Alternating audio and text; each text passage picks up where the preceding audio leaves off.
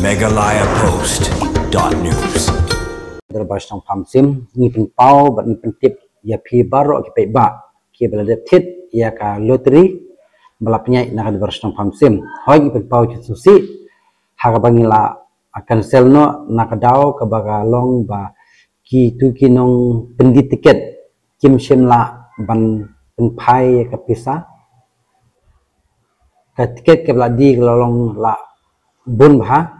nekat hadum ta bak pisah bangio hakti ke jenga ke dong tang khatsan hajar san sepat engka te hoj nak liang itu basnong amsim ka ai khublei bat kasnulem ye phiru ki bala don jintmu benirap ben thit ya tiket nam ta kasnong ke jingi hinde ki pawo susi pade haba kini ki dong irap kim shimla pun poi pisah. Hoi kai pisah ko mengiklar haka YouTube ne haka channel ne haka news bangin penpai ni latang berpenpai ter ke pisah kelakot hadu kumbas polak tingka te mentap ade kalong bangin but na kelas det na ke benta kitu ki bempat onra ne ke bempat yo bempat penpai sumha bakin wan penpai no bu kelas det tingka kalong arpo artorik benai bapra arjar pesan kapor kanlong nadu pra baje hadu arbaje kajeka kade haing derbar snong pamsim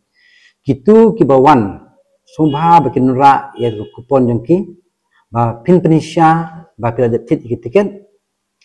ba ni kerparu ba penisha lemengi ba ni ai kubleru ipi yak ba kajing irap ni pin nam ta kasnong kajing ni kwa banle kene nak benta ban ka khoi ka suba yo pidon singa jing thais new sinestai ngimdan kata jitmu dengan persang ka bala penpai ka pisa jpi sai span ai khoblei pi baro ki perlong ki ba la de tit tiket bat phir ki pe ba pinlong ruk mengawei ka jing sneng haswa ba pinle ya ka luki draw ba pim de benja ko mangina de ja hagasnong ka jing namarngi da ka jing senya da ka jing khoi minsim hendre pene kilok ki ba pendi tiket ni kim shim laun ra tiket ka jing jungi sangi dia nak tahu ni pun sengi nak kulit sibun megalayapost.news.